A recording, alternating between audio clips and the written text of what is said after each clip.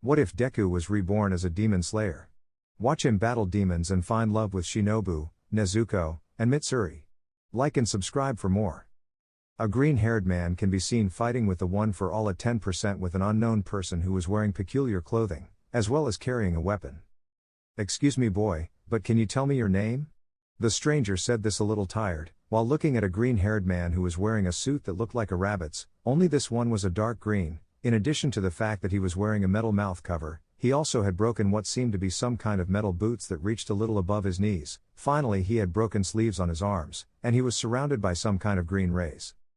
"And, why do you want to know that?" The green-haired boy was in a bind, since behind him was a boy with dark red hair who was unconscious and a girl with black hair with orange streaks, who was also unconscious. The girl had her clothes covered in blood, in addition to having bandages on her body, and to finish, there was also a white-haired girl, who had a small horn on her forehead. Curiously, the little girl was hidden in a backpack asleep.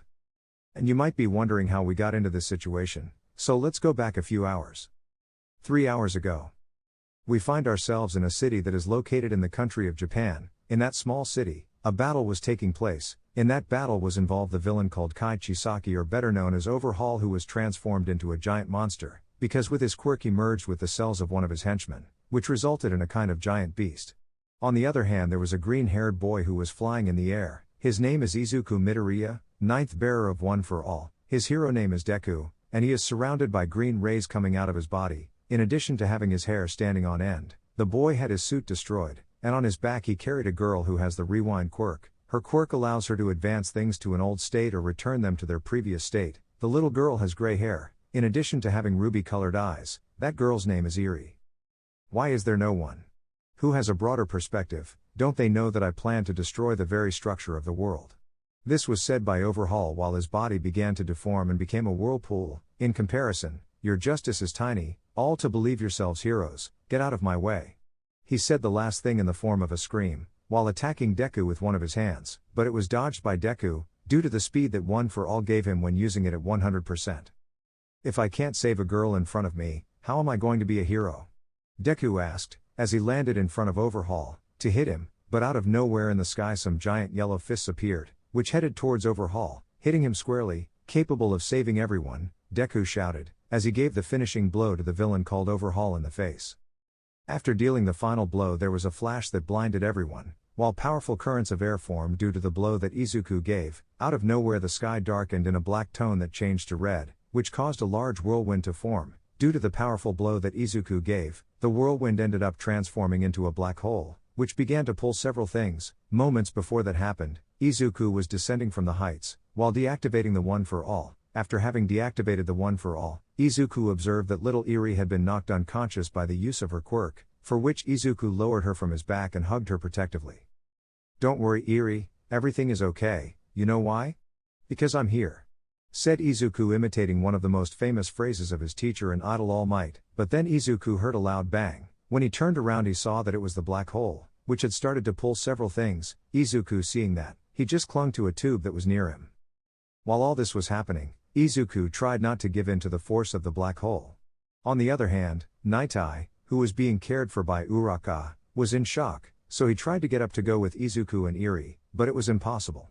The gravity girl, seeing how he acted so strange, decided to ask. "Mr. Nightai, what's wrong?" Uraka asked, while struggling to prevent him from standing.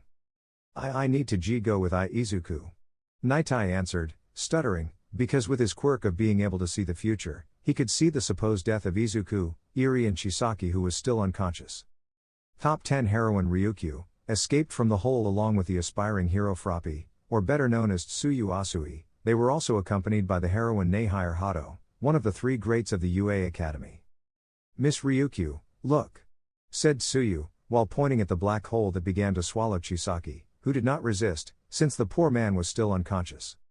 Returning to Izuku, with the little energy he had left, he activated One for All, so as not to be swallowed by the black hole, but it was almost impossible to escape from there. "Eri, forgive me, I couldn't save you, I wasn't able to protect you, and now I'm paying the consequences," said the broccoli boy in a whisper, while with his last effort he launched a 100% Delaware smash trying to escape, but it was of no use. Instead he only managed to make his finger hurt like hell, since he used 100% of the One for All. leaving that aside, the green-haired boy could see how a giant metal bar approached his location and threatened to hit little Eri, but Izuku in his last heroic act decides to sacrifice his body by turning his back to protect Eri. Izuku just closed his eyes waiting for the metal bar, until it collided with his back. Izuku felt a horrible pain in his back, but even though he felt that horrible pain, it was not enough for Izuku to lose strength and let go of little Eri. After Izuku received the damage from the metal tube, he was slowly swallowed by the hole, because the portal put more force. Before Izuku was swallowed, everyone saw that Izuku had shown a smile, but there was something peculiar about that smile. It was not a smile that Izuku always gave, but rather it was a smile combined with sadness. Izuku's friends, who managed to see the green-haired man's smile, swore that the smile said the following: "Don't worry about me, I'll be fine. I hope you graduate and become magnificent heroes. See you soon, friends." Along with that smile, the green-haired man also extended his right hand, to start moving it, as a sign of farewell. While the freckled man did that, he was finally swallowed by the hole. The last thing those present saw was how the hole closed, causing a small explosion, leaving a small layer of smoke. When the smoke dissipated, the only thing that was seen was a small crater, which had been left by the small explosion. The portal had not left any trace of Izuku or Eri. Nobody said anything. The place had fallen into complete silence. Only the sound of the rocks falling into the small crater could be heard. Some heroes managed to see how the hero Deku was swallowed by the black hole. The heroes were incredulous to see how one of the students of the UA Academy was swallowed by the hole. That day Japan lost a possible person, who could have been the next #1 hero and symbol of peace. Izuku was passing through the portal. The green-haired man felt his bones break and skin tear, but out of nowhere he stopped feeling pain, and when he looked to the side he saw that he appeared in a place full of grass and flowers of all kinds. Izuku looked for Eri until he saw her, so he went to see if she was okay. When he checked her he noticed that she was still asleep, so he carried her in his arms and walked for about 5 minutes. After 5 minutes of walking, Izuku saw in the distance a katana that was buried in a rock. This caught his attention, so he wanted to get closer, but he didn't want to, since he wasn't very sure about going to see that sword. But from one moment to the next, Izuku appeared in front of the katana. This took him by surprise, but when he noticed that he did not have Eri in his arms, he began to look for her with his eyes. Until he saw that she was lying on the grass. This made him sigh with relief, knowing that she was okay. After that, Izuku focused his sight on the katana, but when he saw it better he could see that it gave off an orange glow along with a crimson one. In addition to giving off a low heat, Izuku out of pure instinct took the hilt of the sword, and with some force pulled the sword. When he pulled out the sword, Izuku felt a headache that disappeared in an instant. Curiously, the sword had also disappeared. Lava breathing? More resistance? Shortened age? Hunters and demons? These were the questions that the green-haired man had, but when he blinked, he noticed that he had now appeared in a snowy forest. Izuku was just confused, he didn't know where he was. Izuku, not knowing where he was, decided to leave that and looked around for something very important. Turning to the sides he managed to see a gray-haired girl who was next to him. He just sighed, since nothing happened to Eri, but he noticed that she was smaller, which left the green-haired boy confused. But when he was going to carry her in his arms, he noticed that her hands were smaller. This left Izuku more confused, but when he looked at his body better he realized that he had lost some muscle and height. This surprised the green-haired boy, but then he remembered the little information that the katana gave him when he grabbed it, so he assumed that he was now about 14 years old. Note: in this story Izuku will be 16 years old. But something that did leave him stupefied is that his control of One for All had been reduced, from 20% to 10% at most. This upset the green-haired boy. Finally Izuku noticed that the katana he had taken from the rock was nowhere to be found. Izuku did not take it so seriously, so he just took Eri in his arms, to start walking through the snowy forest. After 5 minutes Izuku noticed that the little girl was starting to feel cold. This alerted the green-haired boy, who began to search like crazy through the forest to see if he could find something to shelter the little girl with. After searching like crazy for 3 minutes, the green-haired boy found an abandoned camp. Izuku ran and looked to see if he could find something to cover Eri. Not even a minute passed when he finally found a backpack that he thought hadn't been there for long. Izuku didn't think about it anymore and saw that he had the backpack. The backpack had several things in it. It had bandages and alcohol, and by pure coincidence it also had clothes for the little girl. Without wasting time, Izuku wrapped Eri in the clothes. After wrapping her up, Izuku decided to put her in the backpack so that she wouldn't feel too cold, but he left a small opening so that air could come in and the little girl wouldn't have problems due to lack of air. Again Izuku began to walk for about 15 minutes to see if he found a village or a place, to ask what part of Japan he was in. It didn't take long when he saw a cabin in the distance and he decided to approach it to ask, but when he knocked on the door The freckled boy did not receive any response. Izuku only decided to wait to see if they would answer him, but after a few minutes he still received no response, so he decided to leave. After walking another 5 minutes he noticed that a snowstorm had started. Izuku had no problems walking through the snow, but he had trouble breathing, since even though he didn't feel very cold, his lungs weren't having a good time. After walking a few minutes, he managed to see in the distance a redhead carrying a girl on his back, who was bleeding. In a way, Izuku was surprised by that, but at the same time he was worried. "Hey you," Izuku exclaimed, as he ran towards the red-haired boy. "I have to save her, it's the only thing I have left, that demon killed them all," said the red-haired boy in his thoughts, but he was taken out of his thoughts when he heard the voice of a green-haired boy approaching his direction. Izuku was approaching his direction while taking out the bandages and alcohol he had from his backpack. "What are you doing here?" the green-haired boy asked, while giving a small sigh since he still felt tired. "I'm sorry, I don't have time, I have to take my sister to the hospital," the boy said in a hurry, but Izuku took him by the shoulder. "Hey, don't worry, I can heal her, just let me take care of it," Izuku said, while showing a smile that conveyed confidence.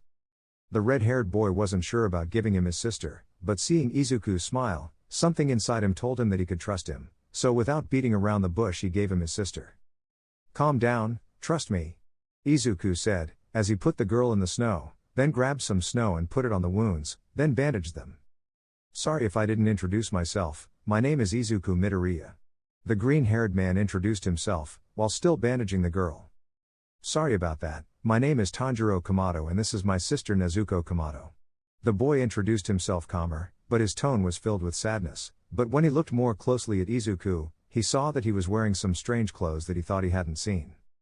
Before Tanjiro could say anything the girl woke up, because Izuku had poured alcohol on her wounds, that was all they could see, because the girl had thrown a kick that caused the two of them to fall off a cliff. This surprised the two of them, since they did not expect that superhuman strength. Izuku was sent against a tree, but before he crashed in a quick movement he changed the backpack in front, so that Izuku would receive the impact and little Eri would not be injured, while Tanjiro had fallen along with Nezuko, who after the fall lunged at the redhead, who had no choice but to protect himself with the axe he carried. "Nezuko, please react, I'm your brother for this," he exclaimed, while trying to take it away from her, but it was useless. On the contrary, the girl grew bigger. "Her strength is that of an adult woman, if this continues like this she will beat me, forgive me my beautiful sister, sorry for not being with you back then, maybe if I had been at home none of this would have happened," he said, while closing his eyes, to start shedding tears, but before he continued lamenting, he felt a drop of water fall on his cheek. When he opened his eyes he saw that his sister was crying. "Nezuko, you managed to recognize me," he said while showing a smile along with tears.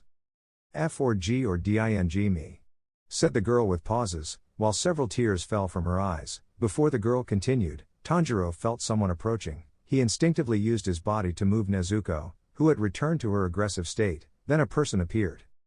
The person who had arrived had long black hair, as his hair reached a little below his neck, dark blue eyes, and a kind of uniform with a cape. Meanwhile with Izuku, the green-haired boy was getting up after crashing into the tree, but when he tried to stand up he felt a horrible pain in his back. "Damn, that girl hit so hard," he said, while grabbing the backpack, which when he checked it he saw that little Eri had not been hurt, so he began to head to where Tanjiro was. "Why did you protect that demon?" the guy asked seriously, while looking at the red-haired boy. "She's my sister, please don't hurt her," answered the redhead, while still hugging Nezuko, who was trying to get away from the hug. "Don't you see that she's a man-eating demon? If you can't protect her, she'll end up killing you?" said the guy, somewhat angry, while continuing to look at the boy. Tanjiro thought he would attack him, but the guy in a quick movement took Nezuko. Tanjiro, seeing that, was alerted. "Wait, don't hurt him, I beg you, please," Tanjiro begged, as he got on his knees. "Stop begging like that and you won't get anywhere. Do you think that begging will stop your sister from attacking you?" the guy replied, now annoyed. "Maybe you're right, but please, if you give her back to me I'll heal her and make her human again," he said while still on his knees. "That's no good, you weren't able to protect her, because you're weak and that's how things are, the weak being overshadowed by the strong. Begging doesn't help you at all," he said more annoyed, while pointing his sword at Nezuko. "I'm sorry, but don't cry, fight, release all your frustration. If I had arrived yesterday afternoon maybe your family would still be alive." He thought the last thing, while he continued looking at the boy seriously. The redhead went blank after hearing the words the guy had told him. The redhead didn't know what to do, other than just think about what he could do. Now you'll allow me. With that said, the guy stabbed Nezuko, who gave a small human scream. No. Said Tanjiro, who stood up, to go attack him, but something stopped him.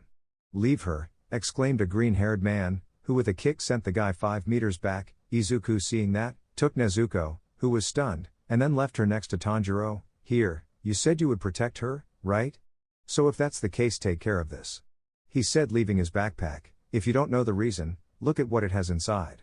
He finished, to direct his gaze to the guy. The guy was surprised by that speed and strength, but when he recovered from the blow he saw how the demon girl was not attacking the redhead. This left the guy in shock. Perhaps a demon that doesn't eat humans exists? The guy thought in surprise, while pointing his sword at Izuku. Tanjiro did as Izuku asked, so when he searched through his backpack he managed to see a little girl who was sleeping peacefully. Count on me, I will protect you with my life. He said determinedly while hugging Nezuko, who had fallen asleep, since the wound that the guy had given her was consuming her energy. Look, you better get out of the way, that girl you see is a demon. Said the guy, while pointing at Nezuko. And that's what she has, she's her sister. If she were a demon she would have eaten her already. Izuku answered seriously, while getting into a fighting stance. Before Izuku continued, the guy dodged an axe that Tanjiro had thrown, seeing how distracted the guy was. He almost killed me, he took me by surprise. His strength is somewhat similar to that of the green-haired boy perhaps, he thought, as he launched himself to attack the two. That speed is greater than Kachan's. Izuku thought, as he activated his full cowl at 10%, then dodged with some ease the attack the guy had launched. I'm not in very good shape, plus I'm still exhausted, which is why I can only last about 25 minutes. I have to give him at least one hit to make him retreat. He said in his thoughts and then fell in front of Tanjiro. The two were shocked to see how green rays surrounded the green-haired boy's body, as well as how he dodged the guy's attack at high speed. I'm not really fighting, but he still manages to dodge my attack. Thought the blue-eyed man, while examining the green-haired man. I have no choice. Izuku said in his thoughts, and then launched himself at the highest speed he could. This took the guy by surprise, who managed to cover himself from the kick that the green-haired man had launched, but unfortunately it didn't do anything. On the contrary, it only made him step back. Who is this boy? Is he just a human or is he using a never-before-seen breathing technique? He thought as he looked at the boy's mouth, but when he looked closely he noticed that the boy did not inhale air through his mouth. Detroit Sma. Izuku couldn't finish, as he had received an axe kick from the guy that sent him into the snow. That's enough. Said the guy, thinking that he had knocked him out, but he was surprised to see the boy stand up and without covering himself in time, he received a blow. Smash. The green-haired man shouted, hitting the guy squarely in the stomach, causing the guy to spit out some saliva and fly into a tree. It's not very strong an attack, but it still hit me in a critical place. Izuku thought, as he fell to his knees and coughed while breathing heavily. Due to Izuku's blow, a small air current had been created. The current made several things fly, and one of those things was a stone that hit Tanjiro in the head, causing him to fall unconscious. And this brings us to the situation now. Excuse me, kid, but can you tell me your name? The guy asked, as he stood up weakly. And why do you want to know that?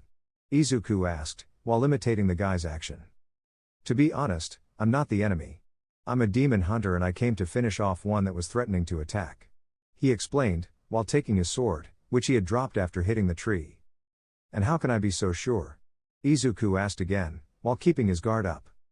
The guy just showed a small smile, as he put his katana back into its sheath. This made Izuku relax and also deactivate the one for all. You see, my name is Giyu Tomioka and I am the Pillar of Water and I am a demon hunter. He introduced himself, while walking towards Izuku and ending up standing in front of him. There was no need to say that the difference in height was quite noticeable. Nice to meet you, Tomioka-san. My name is Izuku Midoriya. He introduced himself with a small smile, but the boy was still on guard. Okay, I'll be honest with you, I need to kill that demon, I can't risk her hurting them. He said, while becoming serious. I know, but please, I'm going to ask you to let him pass just this once. Even though I'm a minor, I want to tell you that that girl is a good person. She managed to recognize her brother, and I'll help you both. He said with determination while staring at Tomioka. Edo, okay, I have no other choice, just let me do something.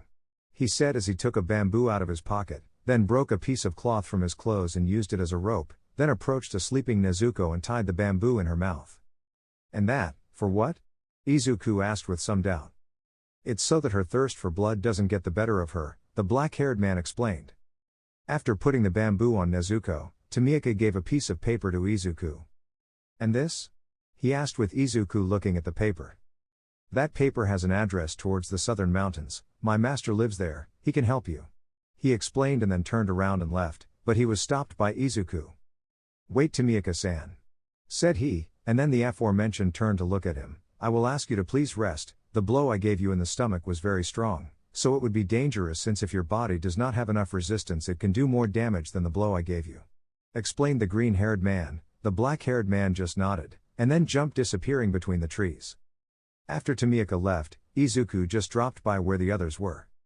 "I guess I'm in another world and I'll never see my friends again. At least I have the one for all and I guess I'll have to pass it on to someone else so it continues to be inherited. Besides, this world is totally different from mine. The clothes they wear, the houses I saw in the distance are very different and what stands out are the demons and hunters." I finished saying, and then fall asleep in the snow, from exhaustion. While Izuku was falling asleep, Tomioka was leaving the forest, but he stopped at an abandoned house, then held onto the wall and touched his stomach. "Ouch, that kid is right, that bump is starting to make me a little dizzy," he said as he sat up, then checked his stomach. "Tomioka-san, what happened to you? Why are you in that state?" asked a girl carrying a katana just like him. "Oh, Shinobu, it's you. I thought you had already left," he said in a serious manner, trying to cover up. The girl known as Shinobu knelt in front of him, as she moved closer to check his stomach.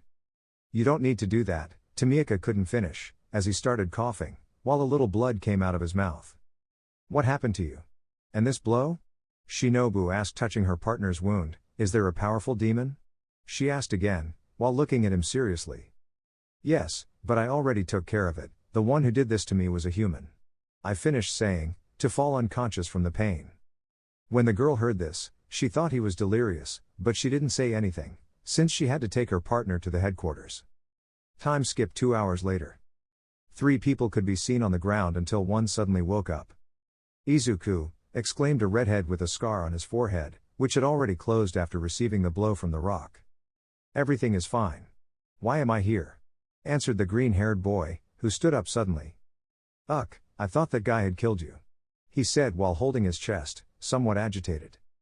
"Pa daddy, where are you? I'm scared," said an extremely tender voice, coming from Izuku's backpack. "And Nezuko?" the redhead asked, while looking for her with his eyes, until he saw that she was lying on top of him, while hugging him tightly. "There you are, you seem to be okay," he said as he stroked her head.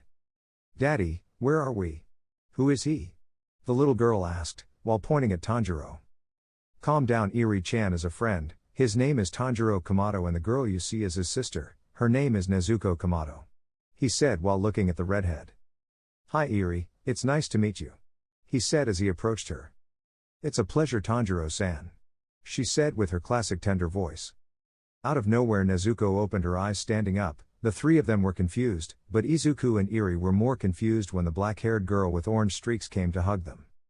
"I guess that's his way of saying, thank you," Tanjiro said with a small laugh. "By the way, what did that guy say to you?" he asked doubtfully. "You see, the guy who attacked us is a demon hunter and he gave me this, to go find his master," he explained seriously, while giving the paper to the redhead. "He told me that he could help us," he finished, while stroking Eri's head, who looked closely at Nezuko, who did the same. "So what are we waiting for? Let's go now so you can tell me about yourself, okay?" he asked with a radiant smile. "Of course. It would also be a good opportunity for you to tell me about yourself," she finished while showing a radiant smile. But before they began their walk, Tanjiro had to bury his family, which had been killed by a demon. Izuku, seeing the scene, was scared, since the scene he saw did not compare to some violent crime caused by a villain. Izuku helped in the burial, although he felt too sorry for the redhead, since losing almost an entire family was a hard blow, but he was surprised that the boy had a strong spirit, as to bury his own family. To finish, Tanjiro said a prayer. After the prayer, Nezuko changed her clothes and now she was wearing the same clothes she wears in the anime. After that, Tanjiro headed towards Tomioka's teacher. During the long walk, Tanjiro found a basket, which with Izuku's help they managed to repair, so he could carry Nezuko during the day, since it bothered her. After that, Izuku decided to tell him about everything, including the one for all. At first Tanjiro didn't believe him, but when he remembered the green rays he decided to believe him. Obviously Izuku told him not to tell anyone about his power. After Izuku told him everything about it, Tanjiro told him everything about what he knew about this new world, in addition to telling him everything about himself. The talk was long, since it ended just when night fell. I see, so I did travel from one universe to another. Izuku said, as he walked calmly. I'm surprised that in your world there are powers and that there are villains and heroes. It's like here, only here the demons would be the villains and the heroes would be the hunters. Tanjiro said in amazement. Behind them were Nezuko and Eri, who were playing. It seemed that Eri was smiling, which made Izuku happy, while Nezuko was delighted with the tenderness she had, although Izuku found it strange that she called him Dad, since from what he remembered, he had not told him his name, much less his hero name. He assumed that the portal had erased his memories. But leaving all that aside, suddenly Tanjiro smelled something. I smell blood, be careful, said Tanjiro, as he took out his axe. Apparently the thing about having a good sense of smell wasn't a lie. Izuku said, as he stood on guard and activated One for All. I think it's coming from that cabin. Izuku pointed to a small cabin, which had its door destroyed. Wow, you've got a good eye, kid, said a deep voice, which seemed old. If there is a demon here, that means. Just as Tanjiro guessed, he saw that the demon's hands were covered in blood. I have two prey, I'll go for you first, the demon shouted the last, launching himself against Izuku, who failed to dodge the demon, receiving the attack of this one, but the green-haired man was not far behind and with a kick he turned things around, ending up on top of the demon. Tanjiro now, the green-haired boy exclaimed, while he hit the demon in the face. The red-haired boy understood while Nezuko and Eri went into the cabin. The big-headed man with the axe struck the demon's head, causing it to lose its mind and stop moving. We did it, Izuku said before being kicked by the demon with a strong kick, which caused the green-haired man to fly away and end up near a cliff. Ha ha ha, they are good but they need a special material to kill me, said the demon's head, which proceeded to launch itself against Tanjiro, who covered himself with his axe, falling to the ground. On the other hand, the demon's body got up and in a quick movement, it launched itself against Izuku, who was getting up after having received the blow. Shit, they really hit hard, was what Izuku said, as he jumped slightly, so he could give the demon's body an axe kick, which caused a small crater. Ouch, that kid hits hard, said the demon with annoyance, while dodging an axe blow from Tanjiro. Smash! Izuku exclaimed, hitting the demon in the chest, which flew away, breaking a small tree, and ended up on the edge of the cliff. Stay still, the redhead exclaimed, as he grabbed the demon's head and headbutted it, then threw his axe at the demon, causing the demon's head to become stuck between the axe and the tree. As for Izuku, he was in front of the demon's body. Rot! Izuku said, kicking the body, causing it to fall off the cliff and only the sound of the body hitting the ground could be heard. Back with Tanjiro. The redhead was thinking about how to finish off the demon, but he was taken out of his thoughts by the demon. Damn human, how dare you do this to me, said the angry demon, as he tried to get away from the axe and the tree. Hey Tanjiro, are you okay? Asked the green-haired man, who had appeared behind the red-haired man. Huh? Oh, hello Izuku, and I'm fine, I just don't know how to finish him off. Tanjiro replied, while staring at the demon. If you want, I can give him a direct smash so his head explodes or something like that. Izuku suggested, while preparing his fist. Don't be a barbarian, I don't want him to suffer, said the redhead, denying the freckled man's idea. You have to do things quickly and well or you could die, said a somewhat loud voice, coming from an older man. But what? They both said, turning around, and who are you? They both asked at the same time. And this is how the story of Izuku Midoriya begins, a boy who was destined to be the next symbol of peace. Now he would have the mission of saving a world totally different from his own. This is the story of a hero in a world of demons and hunters. If you want, I can give him a direct smash so his head explodes or something like that. Izuku suggested, while preparing his fist. Don't be a barbarian, I don't want him to suffer, said the redhead, denying the freckled man's idea. You have to do things quickly and well or you could die, said a somewhat loud voice, coming from an older man. But what? They both said, turning around, and who are you? They both asked at the same time.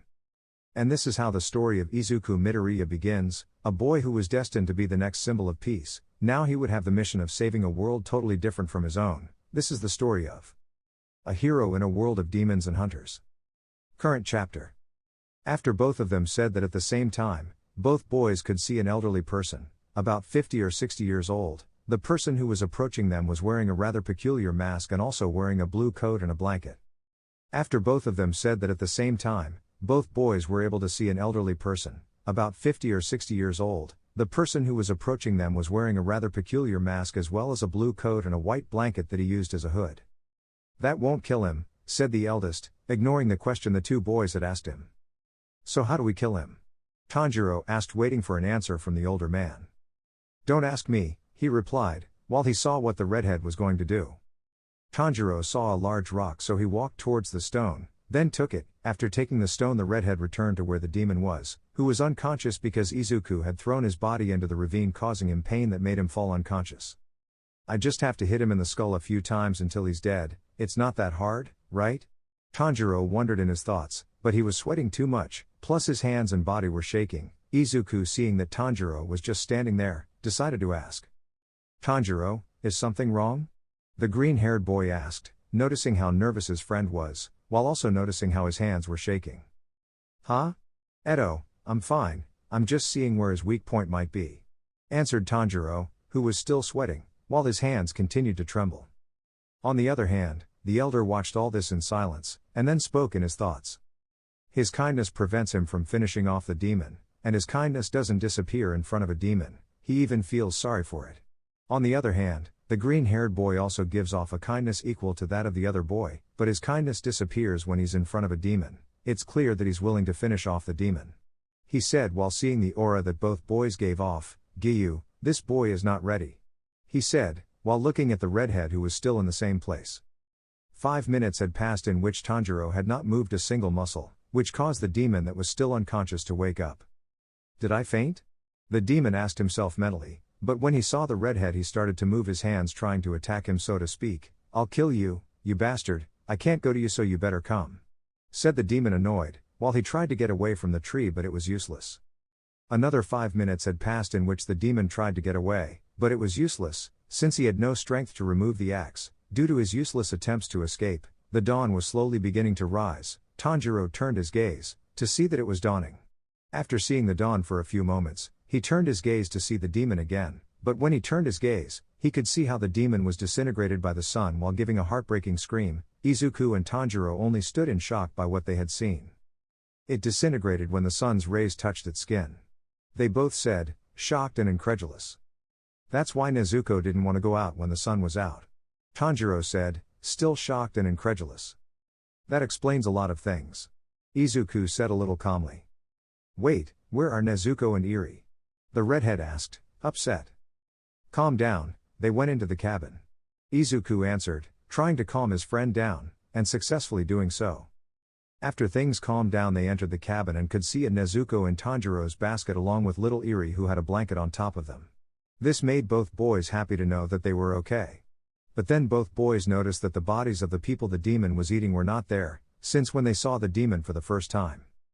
The boys could see that there were some bodies there, and seeing that the bodies were not there, they both went out to investigate. When investigating next to the cabin, Izuku and Tanjiro saw the same guy, and they also saw that in front of him were some mountains of sand, which meant that the older one had buried the recently deceased.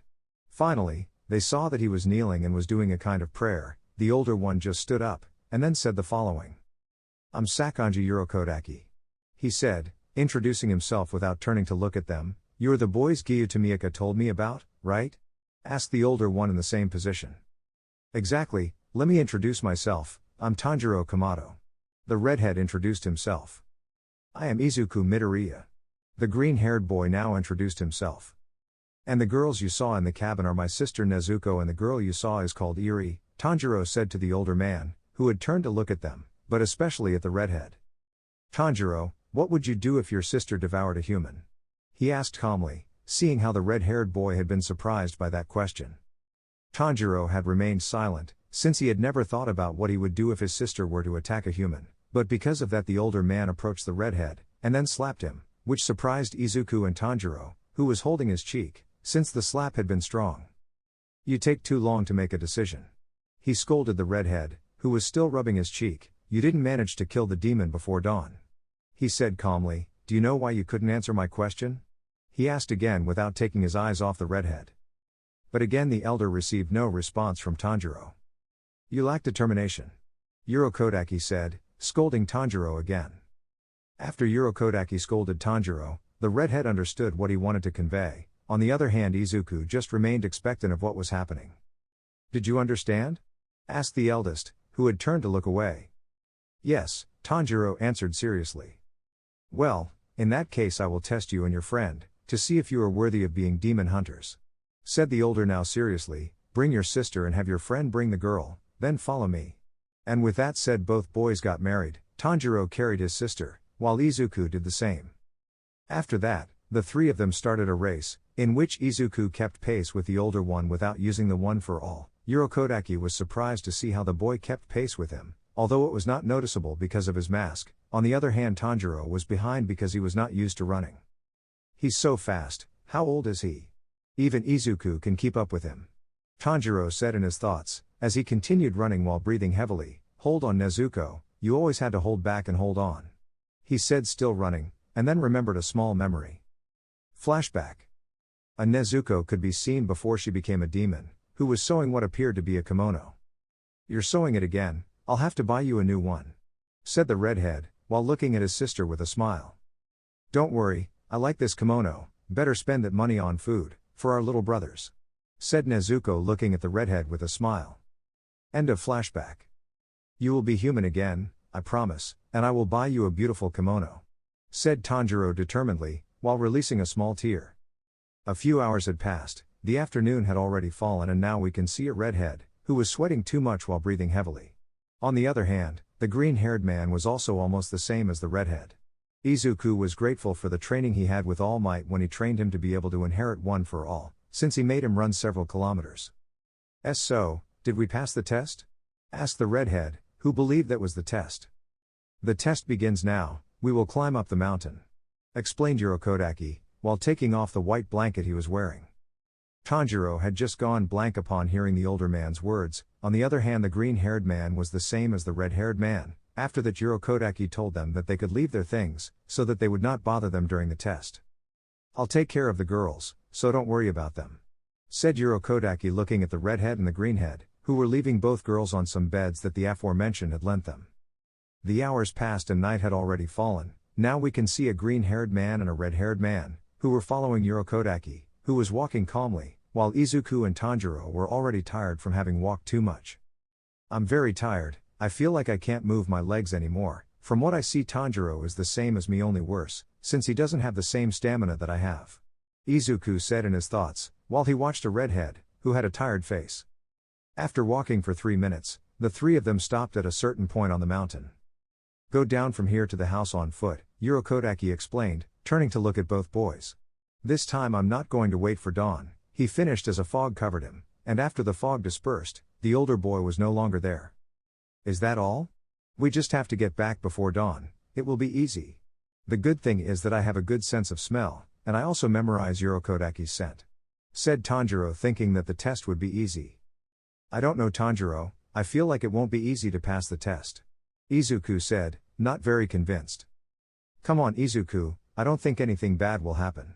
Said Tanjiro, to start running, and before he continued running he stepped on a rope, which almost caused the redhead to fall. Tanjiro just began to look around him, but when he saw that nothing had happened, he was ready to continue running, but before he did his job, Tanjiro saw something approaching him. But before that thing touched him, he was pushed by Izuku, who saw that what was approaching Tanjiro was a huge rock. After Izuku pushed Tanjiro, they fell down a small ravine covered in pure leaves, but when they fell into the leaves they fell into a small hole. Tanjiro, are you okay? The green-haired boy asked, standing up, and then extending his hand to the red-haired boy, so that he could stand up. Yes, I'm fine, but what was that? Tanjiro asked confused, while taking Izuku's hand. I don't know what that was, but I think passing the test is not going to be easy at all. Most likely during our test there will be traps everywhere. Said Izuku, while he had his hand on his chin. I see, well let's continue, we have to get there before dawn. Said Tanjiro, as he began to walk out of the hole, but before he could continue walking, he accidentally stepped on a rope with his foot, which caused a tree trunk to fly out, and before it hit Tanjiro, he was pushed again by Izuku. Just as I expected. Izuku said, as he helped Tanjiro stop while breathing a little heavily, hey, don't you feel that there is little air in this mountain? Saying that, Tanjiro began to feel short of breath. Yes, I feel like I'm short of breath, it's worse than the mountain where I used to live.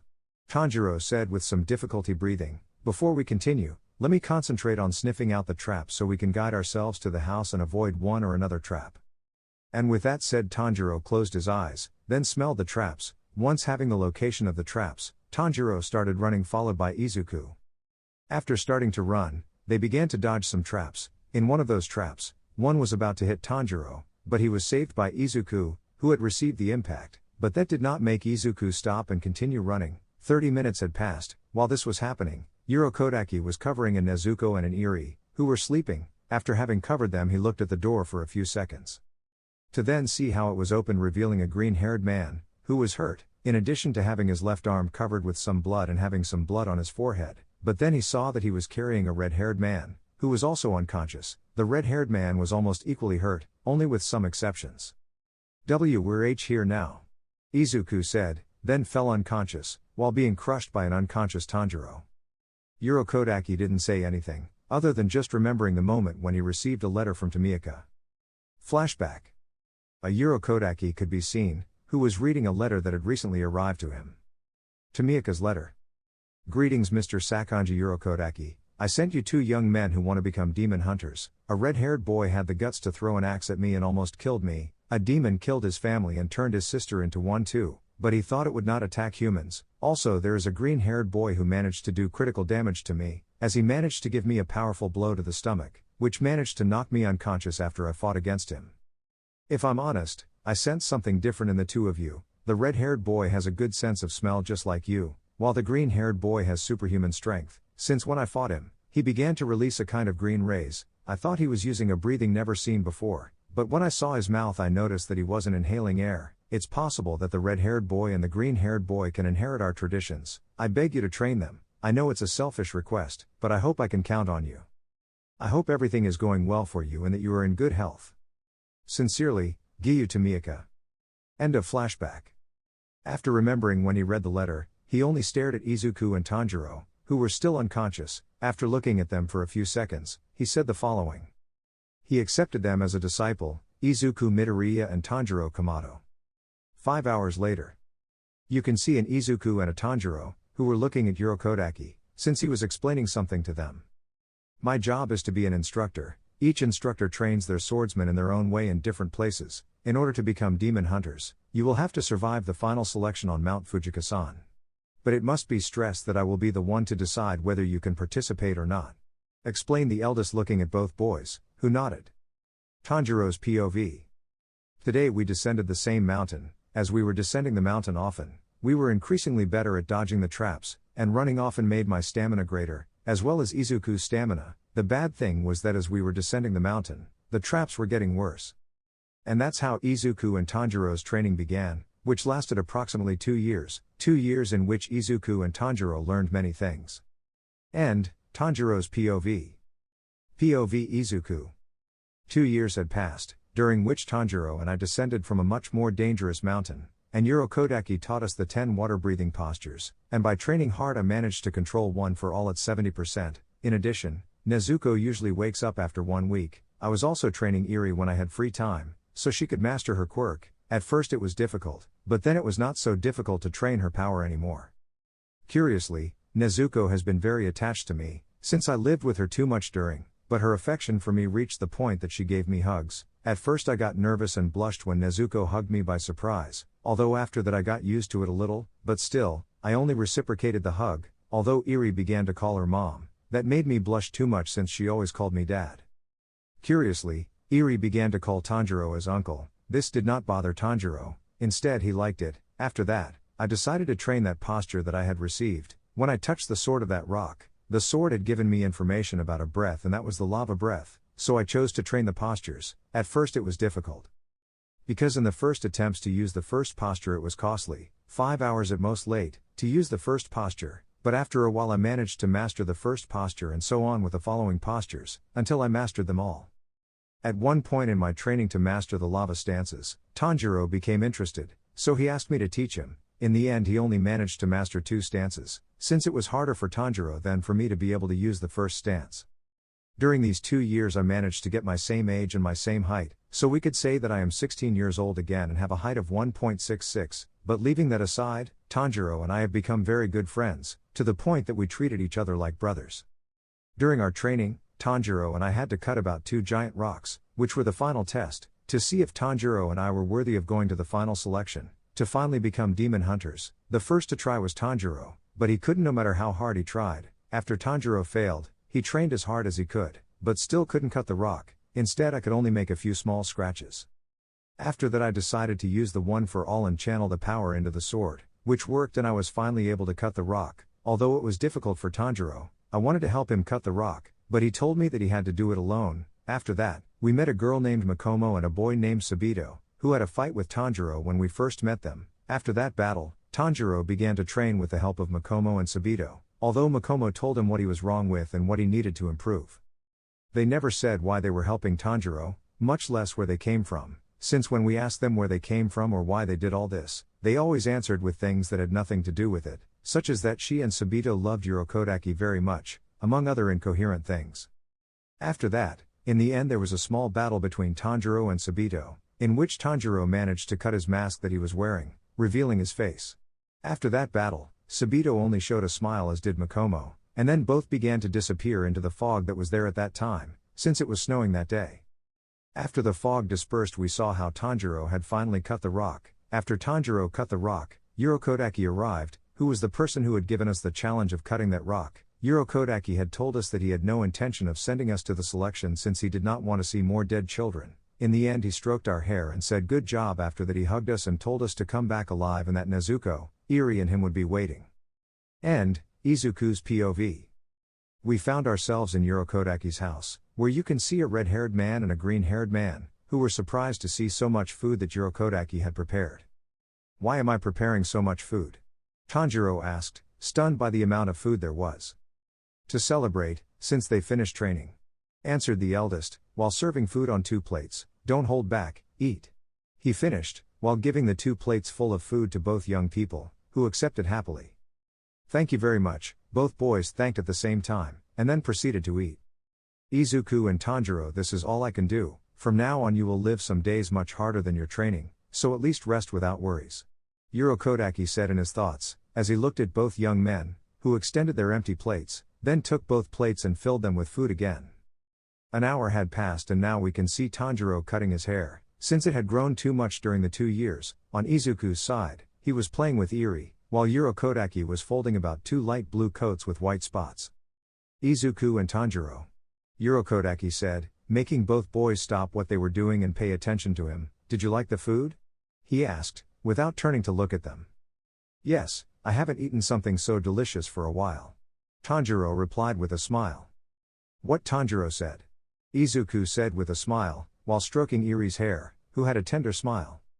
At their age, what they eat is transformed into energy, which will help them grow, just like demons. Remember this, the strength of a demon depends on how many humans it has devoured. He explained while in the same position. Izuku and Tanjiro were a little confused by those words. Do they get stronger if they devour more humans? Tanjiro asked confused.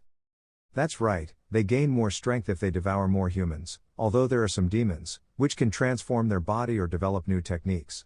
He explained, then stood up and went to a somewhat dark part of the house and opened a small door that was in the wall, then took 2 masks that were kept and gave them to both boys. What is this? Izuku asked confused seeing the peculiar mask. It's a protective mask, enchanted ones, to protect them from any evil. Urokodaki explained, surprising Izuku and Tanjiro a little. And so the rest of the day went by. Nothing interesting had happened after the talk. The next day. There were a few hours left for the final selection. Leaving that aside, we will focus on a freckled boy, who was training a little, but at a certain point, Izuku decided to use one of his lava stances, but combined with the one for all. Lava breathing, first posture, lava blow. Saying that, Izuku got into a pose, while he sucked in air. Curiously, the sound he made when expelling the air was the sound of boiling lava. While this was happening, the sword began to glow a crimson red color along with an orange color at the same time as green rays surrounded the sword. The temperature in the place was beginning to slowly increase.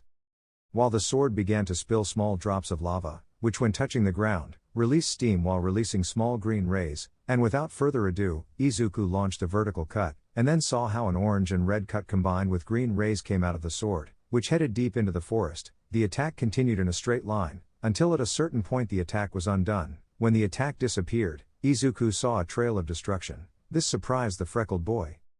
Since when he launched the attack without combining anything, the area damage was not that great, but combined with the one for all, the area damage increased, and not to mention the damage, since Izuku could see that some trees had been reduced to almost ashes after being split in half, something that did not happen if the stance was not enhanced, since when the attack split a tree, it was simply burned after being split in half.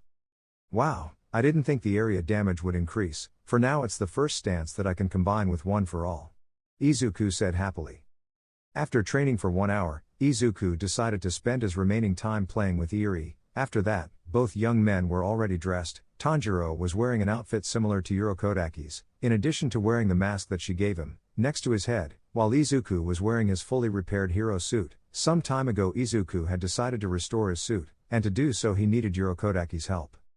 At first Urokodaki was surprised by the design of the suit and the material it was made of, which was why it was tedious to restore it, but in the end it could be restored. Like Tanjiro, Izuku was wearing the mask next to his head accompanied by the coat, which covered his arms leaving only his hands visible, which were protected by the gloves that Izuku's suit had. The coat also covered everything that was the torso leaving only the metal mouth cover in the air.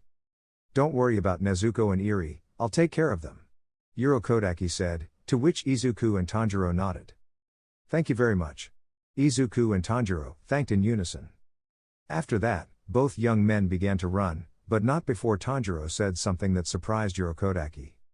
"Say hello to Makomo and Sabito for me," he said, while looking at Urokodaki in the distance and raising his hand in farewell, then turning around and continuing running, followed by Izuku, who had also done the same.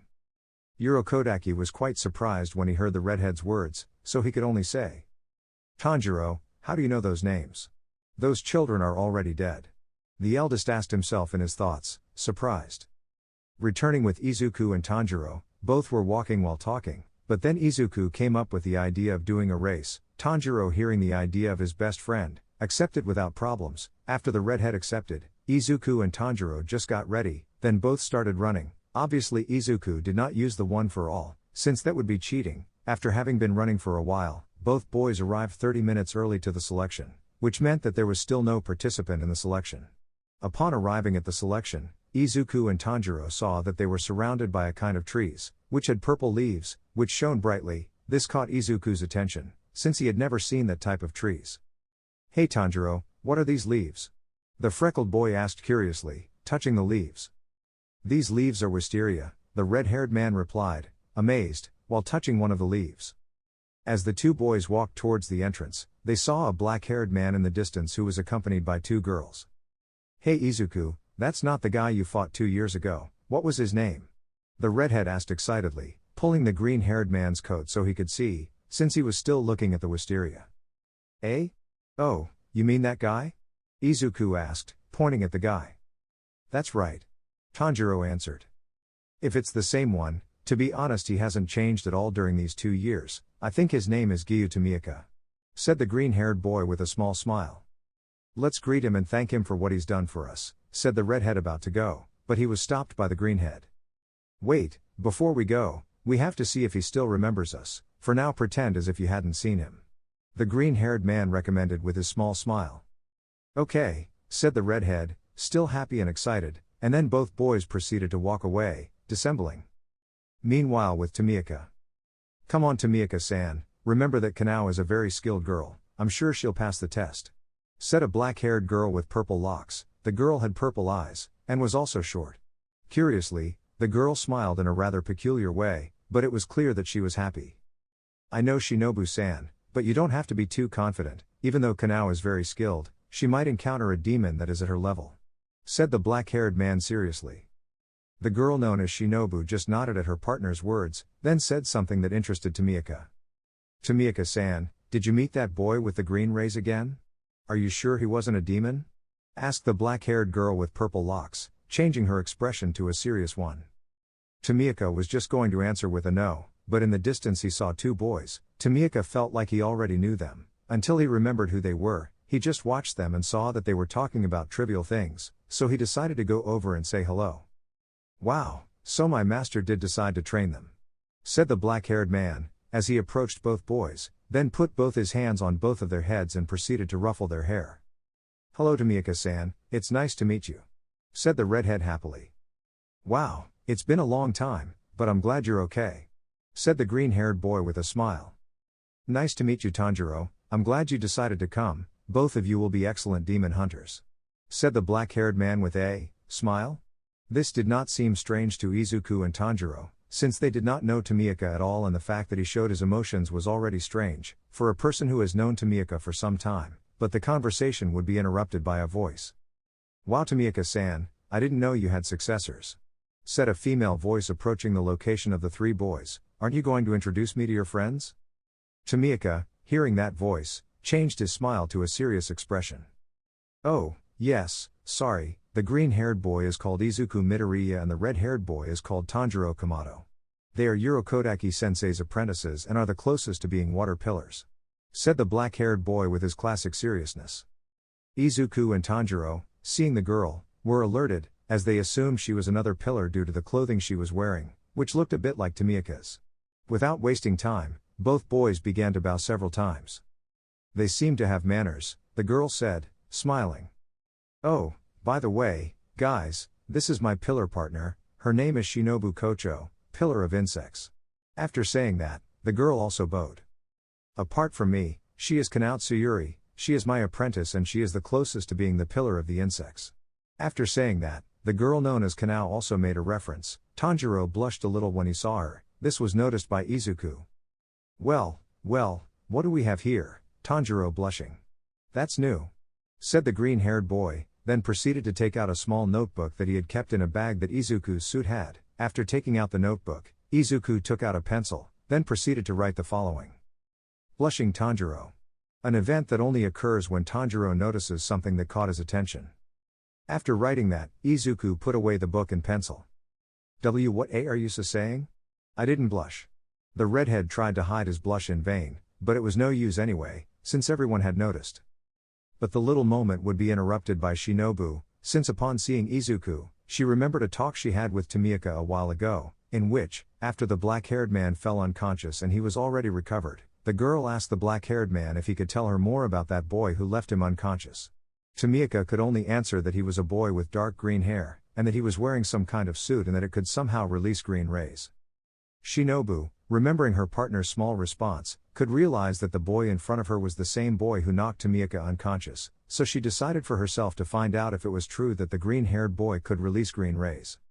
"Izuku Midoriya, right?" Shinobu asked, causing Izuku to focus his gaze on her. "Yes, it's me, what's wrong?" the green-haired boy asked confused. "I'll be direct with you, I heard a rumor that said you could release green rays, is that rumor true?" the girl asked doubtfully, although she expected a no as an answer, but coming from Tomioka, she knew he wasn't lying, although she didn't believe that, since there was no breath that could release green rays, only the lightning breath, but it only released normal rays, not green rays. Izuku was confused when he heard the question, but when he understood better what the girl meant, he just looked at Tomioka. "Did you really tell him about me?" the green-haired boy asked, looking at the black-haired boy, who just nodded. Izuku just sighed, then spoke. "Well, answering your question, yes, I can release green rays, it's a gift that I inherited, so to speak," Izuku explained, while scratching his cheek. The pillar looked at him confused, but decided to try if it was true. "If you say you can release green rays, would you mind showing us?"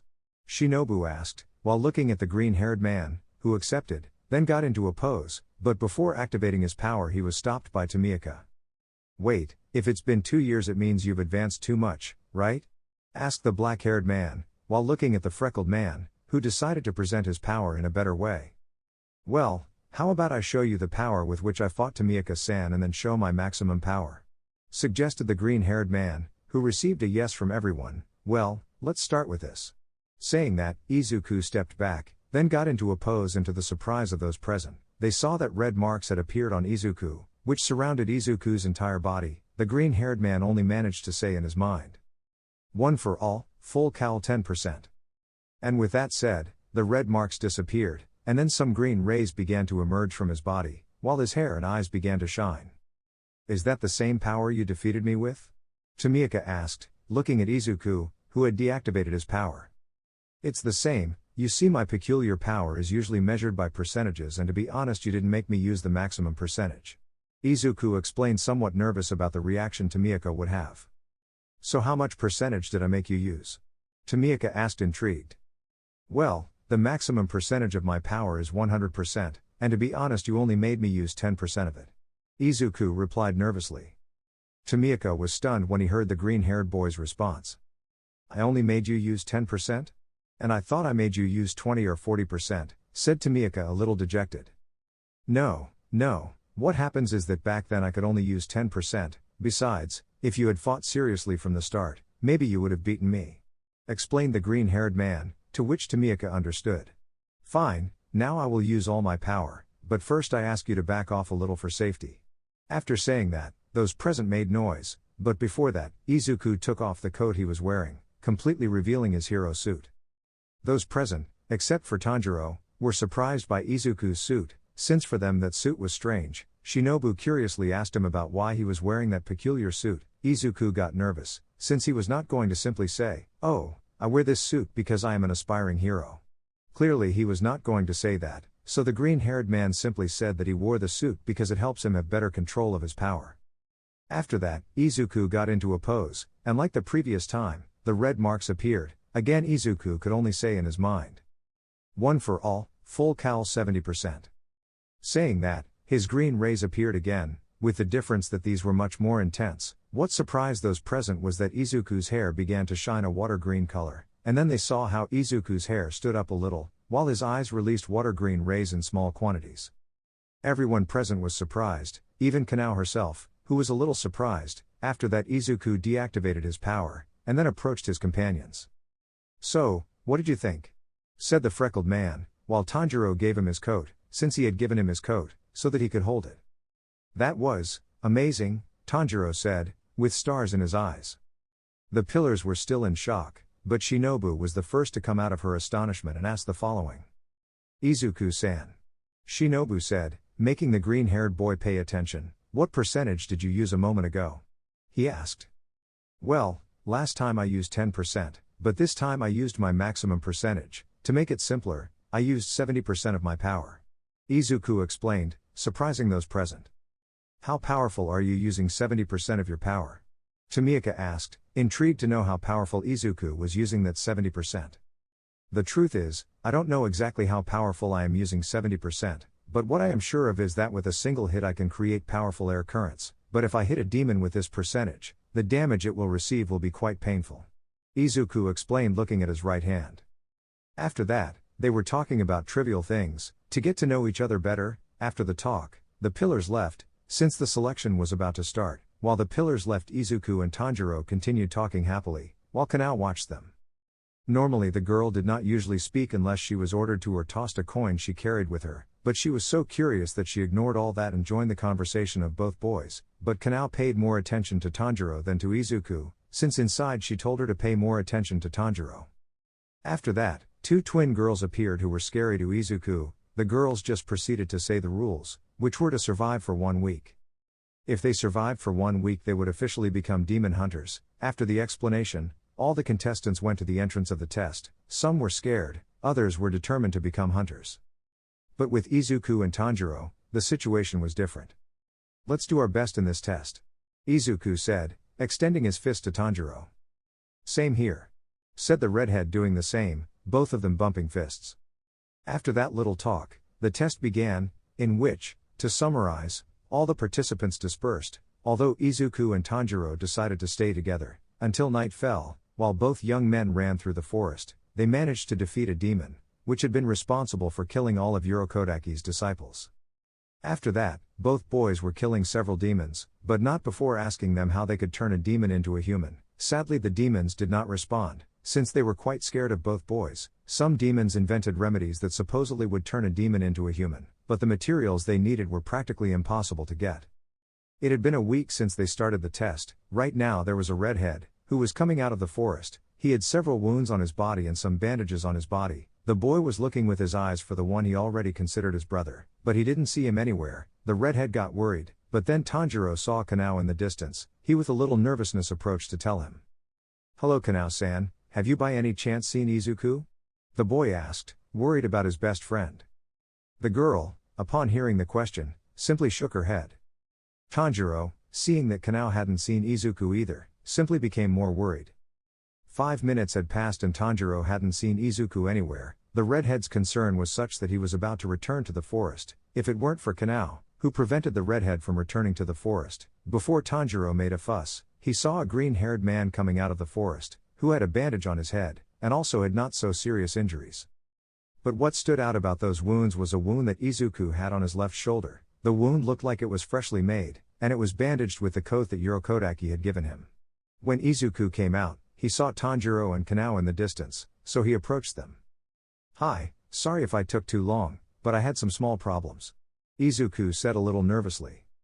Tanjiro, seeing that his friend was okay, just breathed a sigh of relief, but seeing the bandaged wound Izuku had on his left shoulder, he decided to ask. "What happened to your shoulder?" he asked, pointing at the green-haired boy's wound.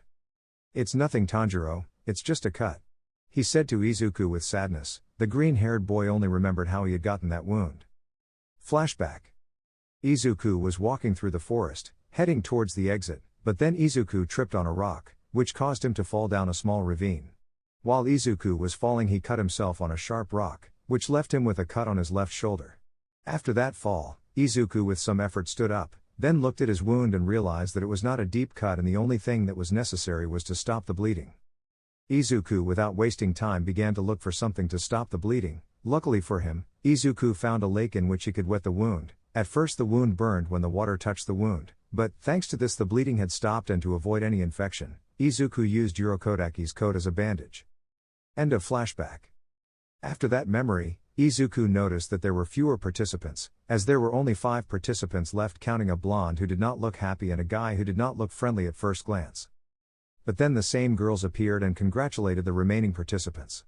After the congratulations, each participant received their demon hunter uniform except for Izuku, who said he already had a special uniform, obviously referring to his hero costume. Luckily for Izuku, there was no problem in rejecting the uniform. After the delivery of uniforms, the girls proceeded to say what rank the participants were in, which was the Mijinoto rank. After the mention of ranks, the twins proceeded to give each participant the opportunity to choose the material with which the sword would be made. Apart from that, they were also given a Kasugai crow, which would inform them about their missions. But then, the guy who didn't seem friendly approached one of the twins and with an annoyed face, pulled one of the girls' hair. The guy was just saying that they should give him the color-changing sword, but by doing this, he made Izuku and Tanjiro upset. The first to act was Tanjiro, who just approached the guy, and then put his hand on the guy's wrist. "Please let her go or I'll break your wrist," the redhead said seriously. "Try it." The guy challenged the redhead, thinking that he couldn't break his wrist, but Tanjiro only applied some force, and after a few seconds of silence a crunch was heard, accompanied by a moan of pain from the guy, who released the twin, and then grabbed his wrist in discomfort and pain. After that little scandal, each participant chose the material with which the sword would be made. After that, they were informed that the swords would arrive within 10 to 15 days, so all the participants could leave. After the selection was finished, both boys said goodbye to Kanao, and then, both of them headed towards Urokodaki's house.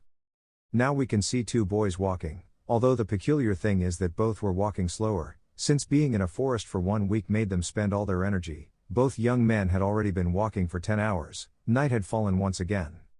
Right now there was a green-haired man, who was carrying a red-haired man, who had fainted after walking for 4 hours. After walking for 10 minutes, Izuku had finally arrived at Urokodaki's house, but when he was a few meters from the door, he saw that the door was kicked by a brunette with orange locks, who was being accompanied by a gray-haired woman. When they turned around, they saw a green-haired man, who was carrying a fainted red-haired man. Izuku, seeing them and seeing that they turned to look at him, he tried to get closer, but when he took the first step, the green-haired boy fell to the ground from exhaustion, while he was crushed by Tanjiro. The girls, seeing the green-haired boy along with the red-haired boy, they quickly approached them, but when they saw how the freckled boy fell they got worried, so they carefully removed Tanjiro from Izuku. After they moved Tanjiro, Izuku just sat down, but before saying anything, he was hugged by both girls. "Daddy, are you okay? Mommy Nezuko and I were worried about you, and so was Uncle Tanjiro. We thought something serious had happened to you," said the little girl, about to cry. Izuku, upon hearing the little girl's words, felt bad, since he doesn't like to see Eri sad, so he only tried to calm her down. "Calm down, Eri, you know that your father will always return safe and sound," Izuku said, trying to calm Eri, succeeding in the process. 3 minutes had passed, during which both girls hugged the green-haired boy tightly, but especially Nezuko, who didn't want to separate, but the hug was interrupted by Izuku. "Girls, it's not that I mind the hug, but I'm not the only one who's hurt. Tanjiro is also hurt. It will be better if you help him first instead of me," said the green-haired boy, to which both girls responded. Nezuko went for her brother, who was still unconscious. Nezuko only moved him, so that he would wake up, getting him in the process. "Where are we?" Tanjiro asked, disoriented, but when he stood up and looked in front of him, the redhead could see his sister. He couldn't stand it and hugged his sister, while he began to shed tears. Urokodaki, who was bringing some wooden planks to make a bonfire, saw that Izuku and Tanjiro were alive. He let go of the planks and then approached both young men and gave them a hug, while she was shedding tears, which could not be seen because of her mask. "Thank you for coming back alive, Izuku and Tanjiro," Urokodaki said, as he hugged the green-haired and the red-haired boy tightly, and with those simple words, Izuku, without realizing it, was also crying. It seemed that crying boy was still there. Nezuko and Eri also joined the hug, giving a moving scene. After that hug, both boys were taken inside the house to be treated. 15 days later. We can see a redhead, who was outside the house. It seemed that the redhead was waiting for something, while next to him was a green-haired man, who was in the same way. The green-haired man also seemed to be waiting for something. But then, they saw a person in the distance, wearing a hat and a Hyotoko mask, but what caught their attention was that the man was carrying something on his back. After a few seconds, the man stood in front of both boys, who didn't know what to say until Tanjiro spoke. "Edo," said the redhead with some nervousness. "My name is Haganezuka. I forged 2 swords for Izuku Midoriya and Tanjiro Kamado," said the man called Haganezuka, looking at the aforementioned. Both boys bowed upon hearing their name. Then Tanjiro spoke. "I am Tanjiro Kamado and the one next to me is Izuku Midoriya, please come in." The boy spoke calmly, but he was ignored by the man, who was now turning his back on them, while unwrapping what he was carrying on his back. "These are the Nichirintos," said the man, as he unwrapped what he was carrying on his back, ignoring what the redhead had told him. After that peculiar moment, everyone was at Urokodaki's house, while Izuku and Tanjiro were watching their new Nichirintos. "You redhead," said Haganezuka, referring to Tanjiro, "take out your Nichirinto, then your broccoli friend will go." I finished this, and then see Tanjiro, who was doing as requested. After Tanjiro unsheathed his sword, 1 minute had passed, in which nothing happened, until Tanjiro's sword changed to a black color. This disappointed Haganezuka, who thought the color would be a better one. But suddenly on the edge of the sword a yellow and crimson red mark began to appear. This surprised Urokodaki and Haganezuka, who became excited by the appearance of Tanjiro's sword. "Wow, that was impressive. I've never seen a sword that had those colors." "Well, now Izuku, it's your turn," said the elder to see how Izuku nodded. Izuku just unsheathed his katana, and like Tanjiro's sword, nothing happened either. 1 minute had passed without anything happening, but in that Izuku's sword changed to an aqua green color. But that was not all, since the sword released a small glow, and then it was seen how yellow marks combined with crimson red were formed on Izuku's sword, which surrounded Izuku's sword. Haganezuka was more than excited and amazed. He even wanted to take the sword from Izuku, so that it would not break in battle. After that, Haganezuka decided to retreat. Obviously Izuku and Tanjiro thanked him for the swords. After Haganezuka's visit, 2 crows arrived, which flew in through the window. The first to speak was Tanjiro's crow. "Tanjiro Kamado, I come to give you orders. Go to the northwest city. It has been reported that several girls have disappeared. Every night a girl disappears. Find the demon hiding there and kill it. Tanjiro Kamado, get ready. This will be your first mission as a demon hunter." The crow finished, then flew away. From there followed Izuku's crow. "Izuku Midoriya, I come to give you orders. Go to the city located in the south. It was reported that there is a group of demons that has been killing children and the elderly. Your job is to finish them off. Also, someone will accompany you. Get ready Izuku Midoriya, because this will be your first mission." Izuku's crow finished speaking, and then did the same as the previous crow. After both boys heard their missions, they got ready. Tanjiro was wearing the demon hunter uniform, while his sword was attached to his waist, while Izuku was wearing his hero suit. In addition to carrying his katana at his waist, both young men were ready for their first mission. But there was a small problem, which was that when Nezuko found out that Izuku was going to do his first mission, she hugged him. At first Izuku thought it was a farewell hug, but when he tried to break the hug, she wouldn't let go. This surprised Izuku, who tried to get away from the hug, but it was practically impossible. Even Tanjiro and Urokodaki tried to convince Nezuko, but she still wouldn't let go of Izuku. 5 minutes had passed, in which Izuku was somewhat frustrated, since she would be late for her mission, as well as Tanjiro's, so Izuku decided to play his last card. In a quick movement he took Nezuko by the waist, and then sat her on his legs. This action made the girl blush. Izuku was surprised, since he had never seen Tanjiro's sister blush, but Izuku still decided to speak. "Nezuko-chan, don't worry about me, it will just be a temporary farewell. Do you think we should do something after this?" The green-haired boy asked with a smile. Nezuko thought for a few seconds, then nodded. Nezuko was willing to leave with her brother, but she was stopped by the green-haired boy, who gave her a kiss on the forehead. The girl, who did not expect that act from the green-haired boy, blushed quite a bit, to the point of releasing steam from her ears. This made Izuku laugh a little, although with Eri it was almost the same situation, since she did not want to separate from her uncle Tanjiro, but upon hearing that it was a temporary farewell she accepted without any problem. After solving the problem, Urokodaki gave Tanjiro a box, in which he could carry Nezuko, so that she would feel more comfortable. Right now both young men were outside the house, while they chatted a little with Urokodaki. "I'm proud of you, I hope you do your best," said the eldest with sincerity, and then hugged both boys, who gladly accepted the hug. "I hope you do well, and show why you are my pride." And with that said Urokodaki said goodbye to both boys, leaving Izuku and Tanjiro alone. "I guess this is a temporary goodbye," said the green-haired boy looking at his best friend. "From what I see, yes," Tanjiro answered, looking at the green-haired boy. The two young people looked at each other for a few seconds, then hugged each other like the good friends they are. They did so for a few seconds, then separated. "Take care Tanjiro, and take care of Nezuko-chan," he said while extending his fist. "Same here, take care of Eri-chan," Tanjiro said, as he bumped his fist into the green-haired boys, while looking at Eri, who just smiled. "Goodbye Uncle Tanjiro." Eri said goodbye with a tender smile. "Goodbye Eri, be good to your father." Tanjiro said goodbye, to which Eri nodded. After that farewell, both boys took different paths, each heading towards their first mission.